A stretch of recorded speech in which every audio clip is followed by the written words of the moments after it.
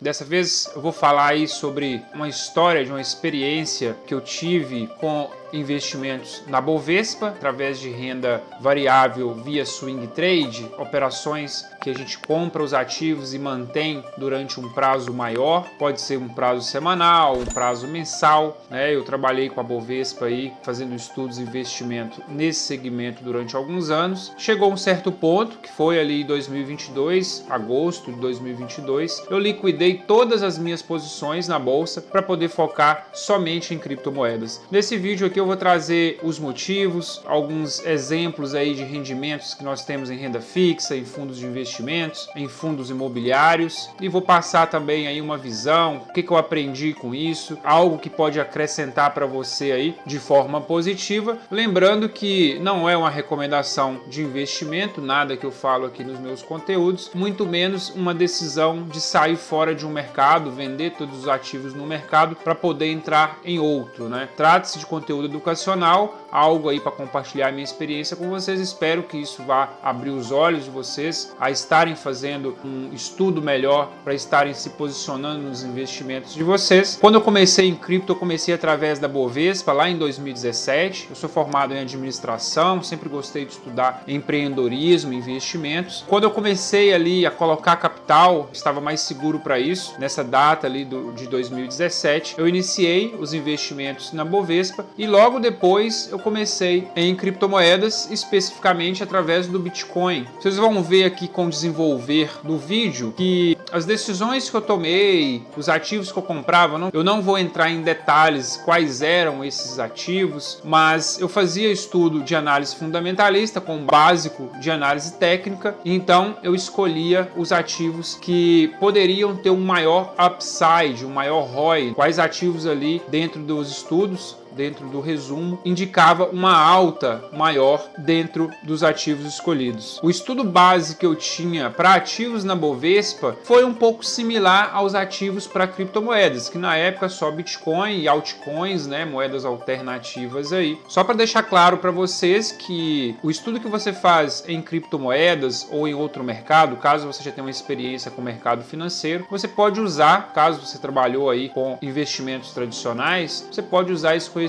para dentro do mercado de criptomoedas também. Em agosto, por exemplo, eu liquidei mais de 32 mil reais em ativos na Bovespa. Em abril foi mais de 4.600 reais e em março, trazendo aí de cima para baixo, aqui a ordem, não sei a ordem errada, foi quase 18 mil reais, totalizando aí mais de 50 mil reais liquidados no ano de 2022, quando essa última venda aqui, por exemplo, de agosto, eu realmente saí do mercado da Bovespa. Quero deixar claro aqui que eu não estou falando mal da Bovespa, não vou falar mal jamais dos outros exemplos que eu vou trazer aqui, renda fixa e fundos imobiliários. Muito pelo contrário, nós estamos em bons momentos aí para pegar ativos da Bovespa e formar ou aumentar nossa posição em carteira em ativos na Bovespa. Cada caso é um caso, basicamente, né? Não é uma ordem exata para cada perfil, e o ponto interessante principal que nós temos sempre que lembrar é que é necessário diversificar. Então o intuito desse vídeo é fazer você começar a estudar o mercado cripto e colocar pelo menos uma pequena parte do seu capital de investimento dentro desse segmento, já que trata-se de um segmento ainda cedo, ainda em construção, e quando a gente chega cedo nas boas oportunidades, nós temos um alto upside, nós temos uma possível alta taxa de retorno pra gente. Agora nós vamos entrar aí nos motivos, quais os principais motivos que eu tomei essa decisão. Vou trazer alguns números interessantes para vocês, dos resultados que eu tive. O principal motivo aí que me fez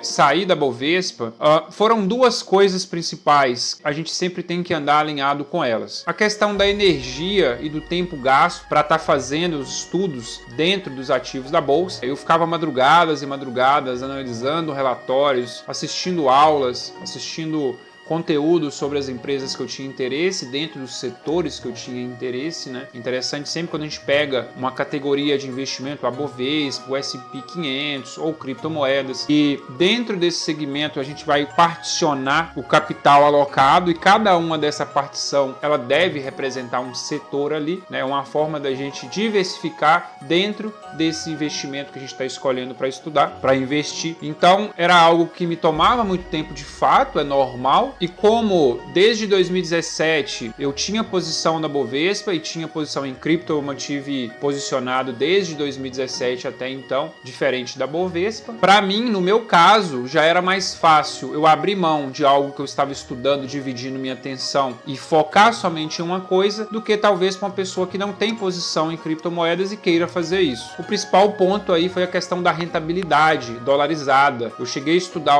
para fazer alguns investimentos dentro do S&P 500 ou investimentos na Ásia, em outro continente, em oportunidades que me dessem rentabilidade dolarizada, tendo em vista aí que o estudo de energia colocada pode ser similar, então eu queria buscar investimento que desse renda dolarizada e através de criptomoedas eu conseguia isso. Em 2022, nessa mesma época, eu comecei a estudar e investir em mentorias para DeFi, finanças descentralizadas, que é uma categoria dentro de criptomoedas valiosíssima. Inclusive eu vou mostrar para vocês alguns números que eu obtive em DeFi nos últimos meses. Então vocês podem ver aqui nessas prints dos resultados internos que eu faço nas planilhas que em junho eu obtive aí mais de $2.000 coletando taxas, né, dentro aí dessa categoria de market maker, formador de mercado, através de pool de liquidez em DeFi. Em julho foi mais ou menos $1.800 de taxas recolhidas. Em agosto, $1.100 de taxas recolhidas, tá? O que quer dizer isso daqui? Dentro desses 3 meses que eu trouxe como exemplo, a rentabilidade média que eu obtive foi mais ou menos 10% ao mês. E quando eu digo 10% ao mês, eu digo 10% ao mês em dólar, em Bitcoin, em Ethereum e algumas outras altcoins AAA, altcoins de valor de mercado muito alto, por exemplo, a Aave, a Link, Polygon, dentre outras ali. Criptomoedas top 30 ali do ranking geral de moedas. Vale ressaltar aqui que para conseguir essa rentabilidade de 10% ao mês dentro desse segmento, você precisa saber o que está fazendo. Não é simplesmente pegar o capital, clicar em botões e aplicar o dinheiro. Então acredito que pessoas aí que fazem esses investimentos com pouco estudo, talvez tenham pouco conhecimento e conseguem ainda atingir um resultado positivo, eles conseguem metade disso, talvez chegue ali em 4 ou 5%, que já é muito difícil. Isso vai da liquidez do mercado, vai do momento de mercado. Aqui, por exemplo, eu trouxe desses meses, mas eu não anexei, por exemplo, o mês de setembro. Nós estamos em outubro. Eu não anexei esse resultado de setembro e setembro foi um mês baixo, foi um mês que eu devo ter feito aí 4%,